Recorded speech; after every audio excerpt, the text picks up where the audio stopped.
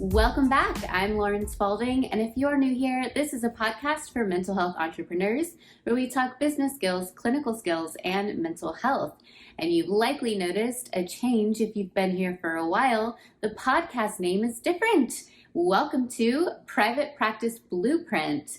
This name change was thought through for a little while to ensure that this free resource can reach even more mental health entrepreneurs, therapists, counselors, social workers, and the like who are moving into private practice or already in private practice and looking for ways to help your business grow. And so as much as I loved the name Collective Practice, it made sense to change the name and ensure that it's got better searchability and a better chance at reaching more people who are looking for this information. And so we will be moving forward with the name Private Practice Blueprint, and I'm very, very excited about that. It really speaks to what this is for you, and that I do really want to give you a blueprint for opening your practice, building it and growing it, and then eventually scaling it so that it can have sustainable growth. You will notice this change across the board, including most of my social medias, so that things are a bit more consistent and more searchable. And welcome to today's episode. I wanted to talk a little bit about online marketing. This is such a huge topic for therapists and for private practice owners.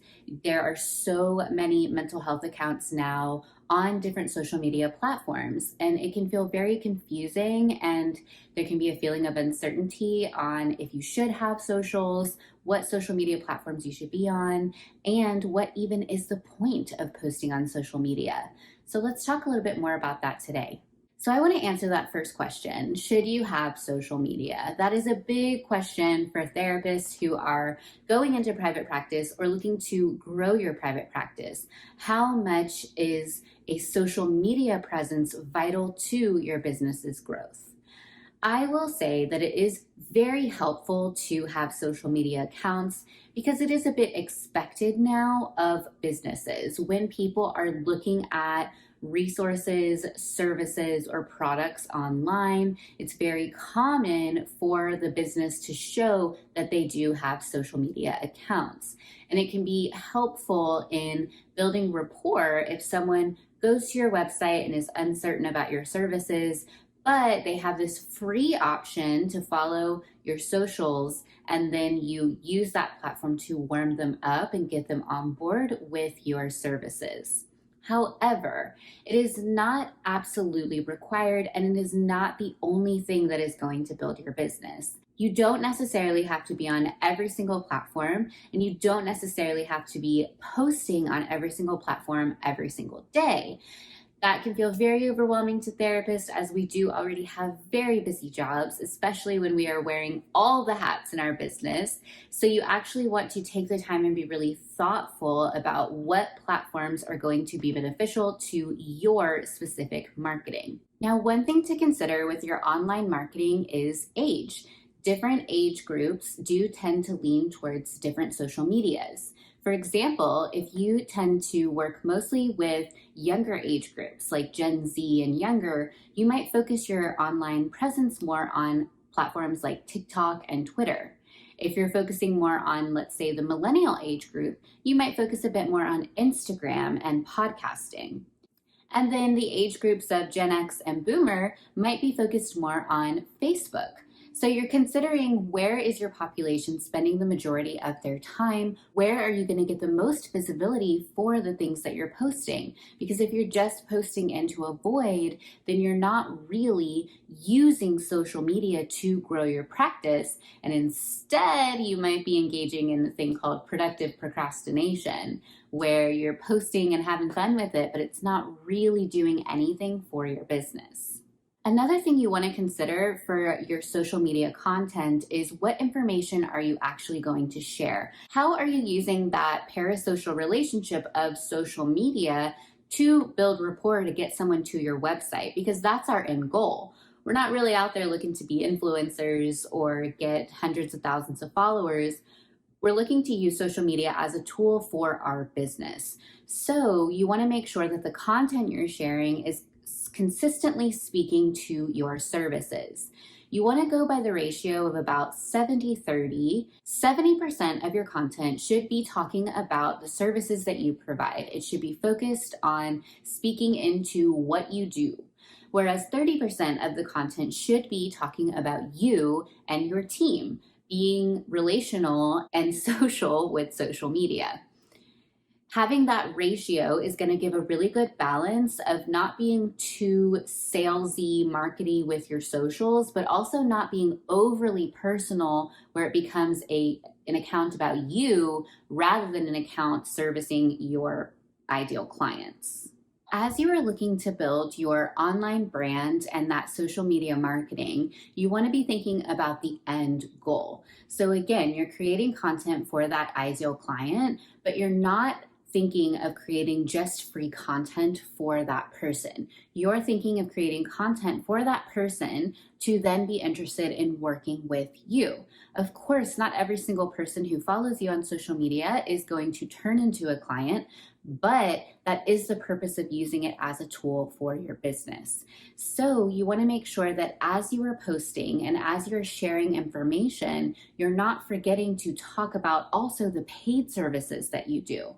So for example, if you work with couples, maybe you have an Instagram post about 3 tips for increasing intimacy in your relationship, and then you want to make sure you're also including your website on that post, or at the end you're talking about inviting them to visit your site and visit your services, whatever feels natural. You don't constantly have to talk about the paid work that you do, but you want to make sure that that doesn't get lost in translation as people are following you on social media.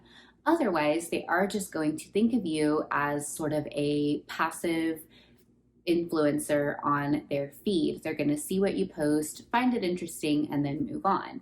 That's not your goal for social media. Your goal is to get them to follow the steps it takes to look into the services that you provide.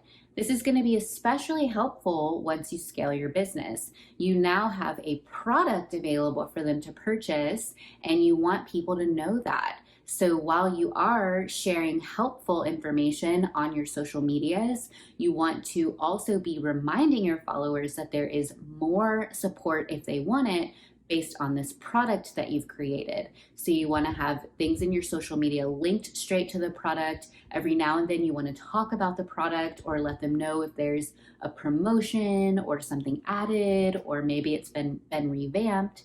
All of that's going to be really important as people engage with you. You're not looking just for likes. You're not looking for them to just share your content. You're looking for them to also engage in your services and engage with your business. So it's important to remember also that social media is not the only form of marketing that you want to use.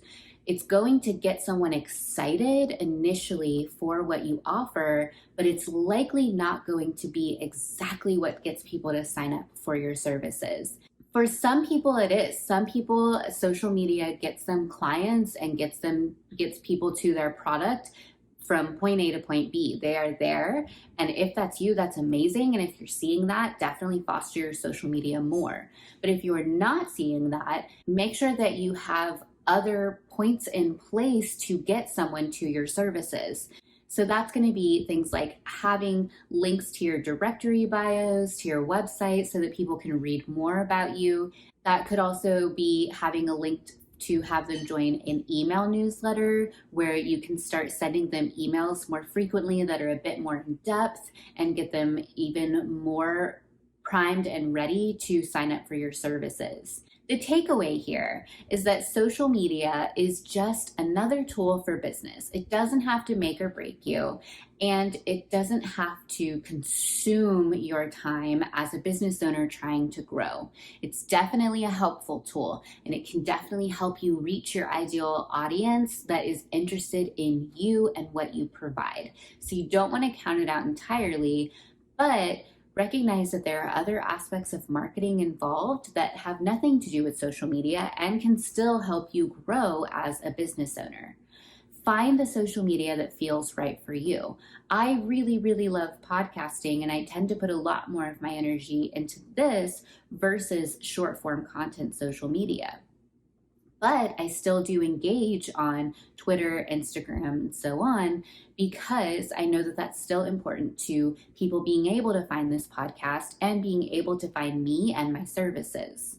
Remember not to lose sight of what you are using social media for. You are speaking to your ideal client and you are getting them in the door of your practice. So make sure you're not just speaking into the void, but instead you're curating your content exactly for that person who is looking for you and looking for the solution that you can offer them. And be sure to check out my other videos where I talk about other concepts of marketing that can help you with your business growth.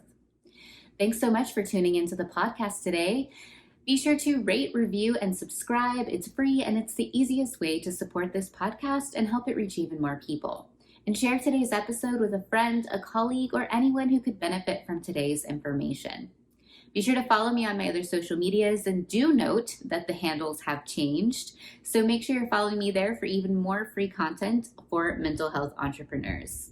Check out the Private Practice Blueprint membership, where you can access even more resources like courses and live calls, all based on helping your business grow and flourish. And that's everything I've got for you today, so I'll look forward to see you in the next episode. Bye.